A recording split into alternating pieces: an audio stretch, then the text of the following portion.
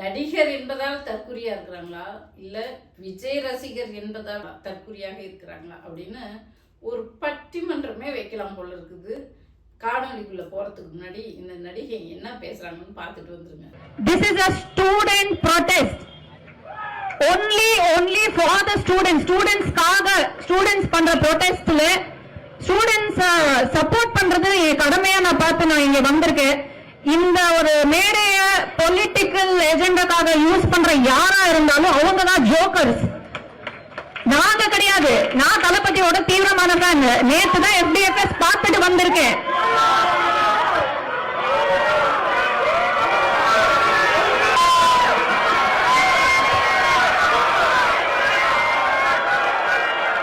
பேசவா போவா. This is not democracy. நானா வந்திருக்கேன்.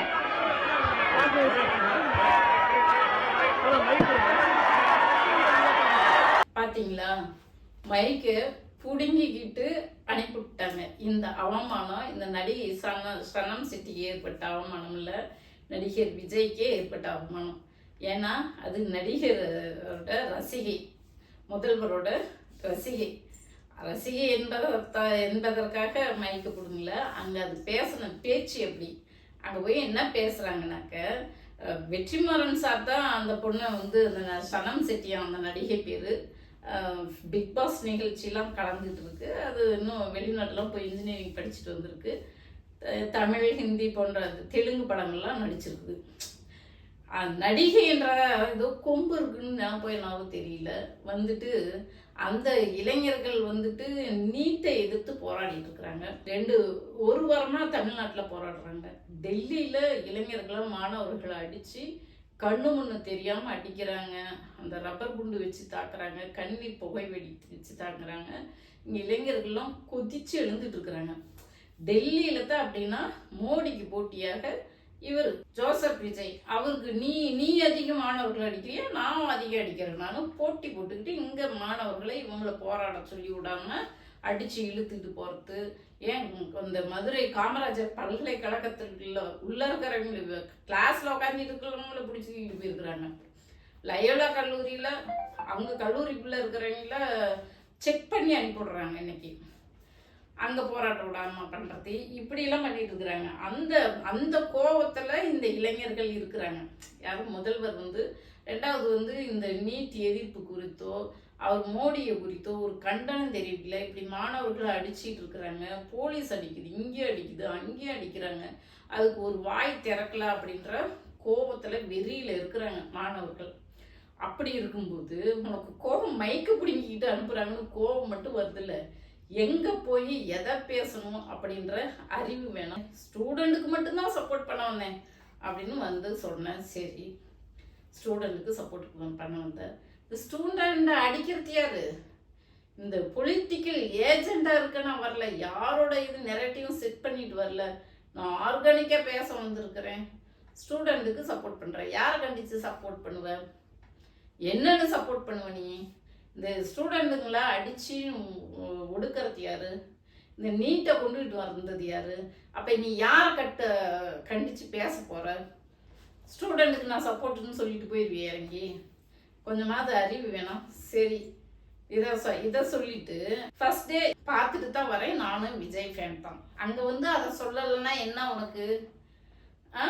ஜோக்கர்ன்றாங்க அங்கே இருக்கிற இளைஞர்கள்லாம். நான் விஜய் ஃபேன்னு இவர் ஜோக்கர்ன்ட்டாங்க. அங்கே ஒரே சவுண்டு, அந்த சவுண்டு எப்படி கத்துறாங்க பார்த்து. அந்த நடிகை பேச விடாம பண்ணுறாங்க. படம் பார்க்குறவங்களாம் உனக்கு அறிவு இருந்தா எங்கள் மாணவர்கள் போராட்டம் பண்ணிட்டு இருக்கும்போது போராட்டத்தில் கலந்துக்கணும், அதுக்கு போய் ஆதரவு கொடுக்கணும். அப்போ இங்கே போராட்டம் பண்ணுறவங்களாம் யாருன்னு நினச்சிட்டு இருக்கிற அவங்களுக்கு போய் படம் பார்க்கணுன்ற எண்ணம் இல்லையா? ஏன் அவங்க படத்துக்கு போகாமல் உட்காந்து போராடிட்டு இருக்கிறாங்க? அதை விட இது முக்கியம், அதனால போராடிட்டு இருக்கிறாங்க. ஆல்ரெடி இந்த இளைஞர்கள் எல்லாரும் நம்ம இப்படி போராடிட்டு இருக்கும்போது இவங்க படத்தை பார்த்துக்கிட்டு கொண்டாடிக்கிட்டு ஆட்டம் போட்டுக்கிட்டு இருக்கிறாங்களே அப்படின்ற கோபத்தில் இருக்கிறாங்க. இதில் நீ போய் நான் ஃபர்ஸ்ட் டே ஃபர்ஸ்ட் ஷோ பார்த்தேன் அப்படின்னா கோவப்படுவாங்களா, பட மாட்டாங்களா? ஜோக்கர்னு சொல்லுவாங்களா, சொல்ல மாட்டாங்களா? உனக்கு அறிவு வேணாம். எங்கே போய் எதை பேசணும்னு தெரியணும் இல்லை? அப்போ அவங்க மைக்க பிடுங்குறாங்க. உடனே இது டெமோக்ரஸியா? பேச்சுரிமை என்பது அவங்களுடைய உரிமை, அதை பறிக்கலாமா அப்படின்னா நீ எங்க எதை பேசணும்னு தெரிஞ்சு பேசணும். அதை தெரிஞ்சு பேசாதனால தான் உன்னை எல்லாம் தற்குறின்னு சொல்லுது. அப்போ விஜய் ரசிகர்ன்றதுனால நீ தற்குறியா இருக்கிறியா? ஆல்ரெடி இங்க கொதிச்சு போயிருக்கிறாங்க. இதுதான் விஜயோட நிலைமை தமிழ்நாட்டுல இன்னைக்கு. குரல் கொடுக்காத ஒரு முதல்வரனா விஜய்னா, விஜய் சப்போர்ட்டர், விஜய் ரசிகைனா அங்கேயே கொதிச்சுட்டு இருக்கிறாங்க.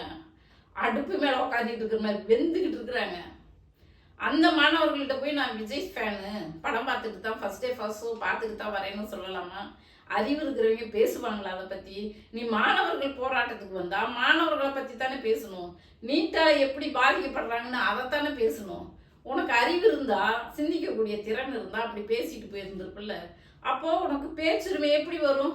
அங்க போய் அவங்கள கோபம் ஊட்டுற மாதிரி பேசினாக்க அவங்க எப்படி உனக்கு வந்து மைக் கொடுப்பாங்க? மறுபடியும் கீழே இறங்கி நிருபர்கள்ட்ட அதே மாதிரி கத்துறாரு.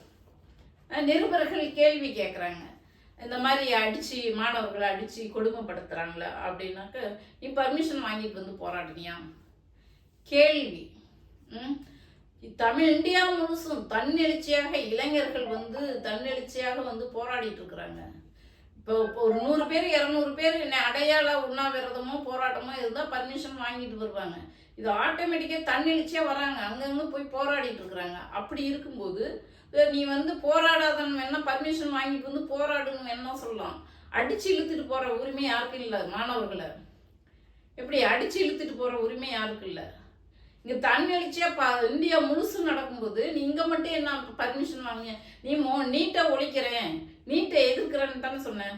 அப்போ உனக்கு ஆதரவா தானே அந்த மாணவர்கள் போராடிட்டு இருக்கிறாங்க. அப்ப அந்த மாணவர்களுக்கு நீ சப்போர்ட்டா தானே போலீஸ் வந்து காவல் காத்து தானே அவங்களுக்கு ஆதரவா தானே நிக்கணும். எதுக்கு அது உங்களுக்கு போராட சொல்லி விடாம தடுக்கிறீங்க? உண்மையிலேயே நீ நீட்டை எதிர்க்கிறதா இருந்தா நீ ஆதரவுள்ள கொடுத்துருக்கணும், போலீஸ் பாதுகாப்புல கொடுத்துருக்கணும்.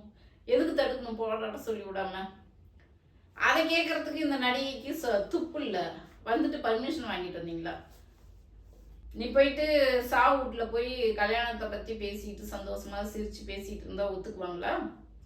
சாவு வீட்டில் இல்லை கல்யாண வீட்டில் போயிட்டு அழுதுகிட்டு உக்காந்துக்கிட்டு உங்கள் அப்பனை நினச்சி அழுதுகிட்டு மூக்கு சித்திட்டு இருந்தா உட்காந்து ஒத்துக்குவாங்களா? எங்கே எதை பேசணும் எதை செய்யணும்னு இருக்குது. இப்படி கேனத்தனமா கூறுகிட்டத்தனமா பண்ணா இப்படித்தான் அவமானப்படணும். இன்னைக்கு நீ மட்டும் அவமானப்படலை, இந்த ஜோசப் விஜய்க்கு ஆதரவு கொடுக்குற கூட்டணி கட்சிகள் எல்லாம் அவமானப்படுது. இது வந்து நடிகைக்கு ஏற்பட்டது இல்லை, இது ஜோசப் விஜய்க்கு ஏற்பட்டது, நடிகருக்கு ஏற்பட்டது, முதல்வருக்கு ஏற்பட்ட அவமானம். ஒடிஷாவில் ரயில் விபத்து, ஒடிஷாவிலேயோ உத்தரப்பிரதேசத்திலேயோ ரயில் மேற்கு வங்கத்தில் நினைக்கிறோம் ரயில் விபத்து ஏற்பட்டது. அப்ப பிறந்தநாள் கொண்டாட்டத்தை தள்ளி வச்சாரு தலைவர்.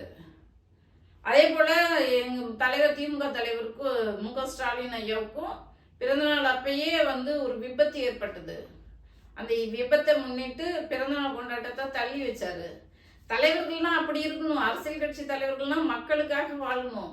நீ மக்கள் இப்படி நாசமா போயிட்டு போ, நான் ஜாலியா இருக்கிறேன்னு இருந்தீங்கன்னா இப்படித்தான் நிலைமை. என்ன சொல்றதுன்னு தெரியல. ஆனா கூடிய சீக்கிரம் இந்த ஆட்சி கலைஞ்சிடும். அது மட்டும் கண்ணு முன்னாடி வெளிச்சம் போட்டு காட்டிட்டு இருக்கு. நண்பர்களே, உங்களுடைய கருத்து என்னன்னு வந்து கமெண்ட்ல சொல்லுங்க. நன்றி.